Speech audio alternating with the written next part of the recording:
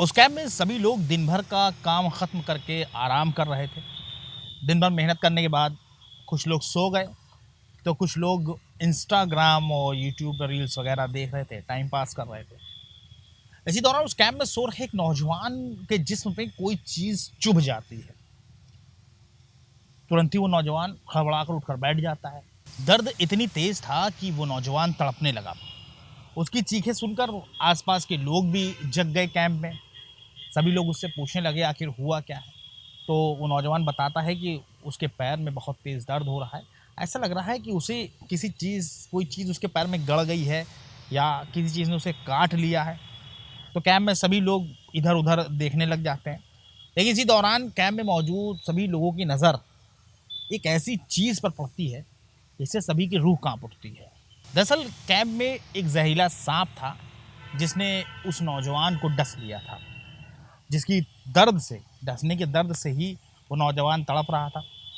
लेकिन उस सांप के डसने से उस नौजवान को इतना गुस्सा आ गया कि उसने फिर जो किया, दोस्तों उसके बारे में जानकर हर कोई हैरान है और यकीनन उसके बारे में जानकर आप भी चौंक जाएंगे।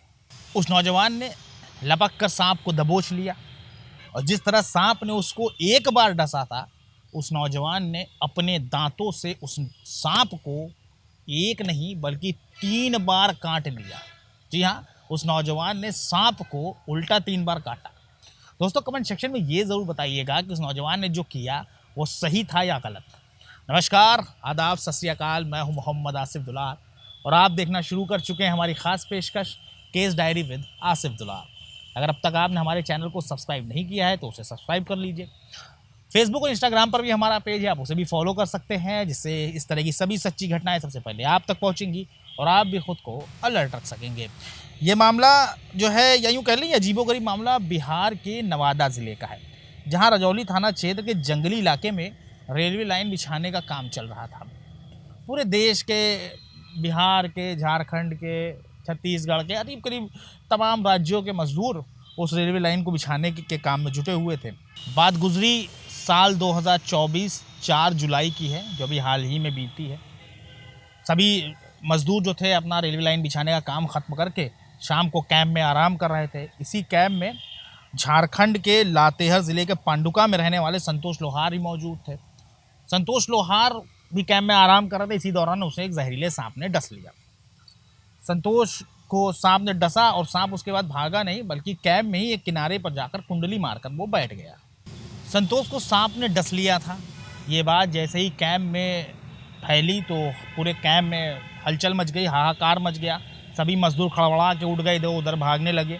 सभी को लगा भाई सांप उन पर भी हमला कर दे। लेकिन इसी दौरान संतोष लोहार के जहनो दिल पर गुस्सा तारी हो गया और संतोष ने लपक कर उस नाक को पकड़ लिया, उस सांप को दबोच लिया। जिसके बाद अब सांप खुद को बचाने के लिए मचलने लगा। हर कोई संतोष की हरकत देखकर हैरान था। संतोष ने लपक कर सांप को पकड़ ही लिया था और इससे पहले कि कोई कुछ समझ पाता, कोई कुछ बोल पाता, संतोष ने सांप को अपने दांतों से काट लिया। संतोष ने ऐसा एक बार नहीं किया बल्कि 3 बार किया और संतोष के काटने के बाद सांप तड़पने लगा, क्योंकि भाई जाहिर सी बात है उसको भी दर्द हो रहा था, उसके भी जिस्म में ज़ख्म हो गए और दूसरी तरफ संतोष भी तड़पना शुरू कर देता है। संतोष ने जैसे ही सांप को काटा तो संतोष ज़मीन पर गिर चुका था और वो भी बेहोश हो गया और एक कोने में सांप पड़ा तड़पता रहा, वो भी रेंगता रहा और कुछ देर के बाद संतोष बेहोश हो गया। ये बात जैसे ही रेलवे के अधिकारियों को पता चली तो वो तुरंत ही मौके पर पहुंचते हैं।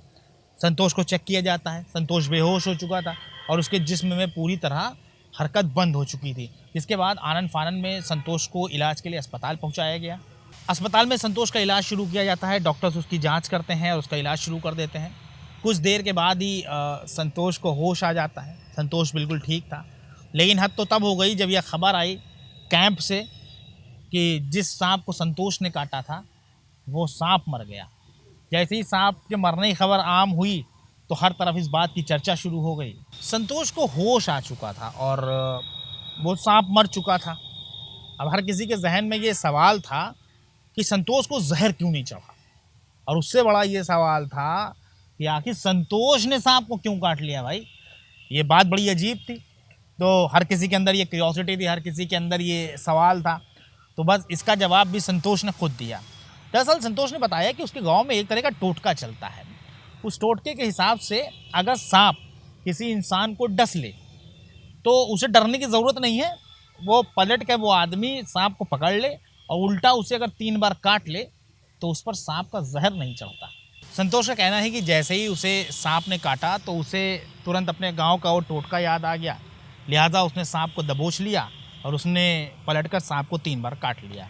अब संतोष बिल्कुल ठीक है, सांप मर चुका है। अब ये तो हो गई टोटके और अंधविश्वास वाली बात। वहीं संतोष का इलाज कर रहे अगर डॉक्टर की बात माने तो डॉक्टर ने साफ कहा कि ये जो सांप था, मुमकिन है कि सांप में जहर नहीं रहा होगा, इसीलिए संतोष के जिस्म में जहर का कोई भी अंश मौजूद नहीं था। और अगर सांप जो है जहरीला होता तो यकीनन संतोष पर जहर भी चढ़ता और हो सकता था कि संतोष को बचाना भी मुश्किल हो जाता। इस खबर को दिखाने का हमारा मकसद ये बिल्कुल नहीं था कि हम किसी तरह का अंधविश्वास फैलाएं या किसी तरह से आपको जो है टोना टोटकों के बारे में अवेयर का मतलब इस तरह की उसके प्रति आकर्षित करें, ऐसा बिल्कुल नहीं है। हमारी पेशकश पूरी तरह टोने टोटकों के ख़िलाफ़ है और अंधविश्वास को हम कतई सपोर्ट नहीं करते। सांप में जहर नहीं होगा, जाहिर है इसी वजह से संतोष की जान बच गई। अगर सांप में जहर होता तो यकीनन संतोष की जान जा सकती थी। विज्ञान के हिसाब से सांप अगर जब किसी इंसान को डसता है तो सांप का जहर उसके शरीर में दाखिल होने के हिसाब से असर करता है और सांप का जहर भी अपने प्रकार पर डिपेंड करता है कि उसकी जो उसके अंदर जहर की तेज़ी है वो कितनी ज़्यादा है। सारी चीज़ें उस पर डिपेंड करती हैं। और संतोष की जो बात थी, संतोष की जान बच गई, पूरी तरह से एक अंधविश्वास पर आधारित थी, जो कि सरासर गलत है। किसी भी जहरीले सांप के काटने पर तुरंत ही मेडिकल सहायता यानी इलाज कराना बहुत ज़रूरी है। इस तरह के टोटकों के चक्कर में कतई ना पड़ें। आपको हमारी पेशकश कैसी लगी इसके बारे में कमेंट सेक्शन में ज़रूर बताएं। बहुत जल्द एक सच्ची घटना के साथ, सच्ची कहानी के साथ हम आपके सामने हाजिर होंगे। तब तक के लिए हमारी पूरी टीम को इजाज़त दीजिए और अपना ख्याल रखिए।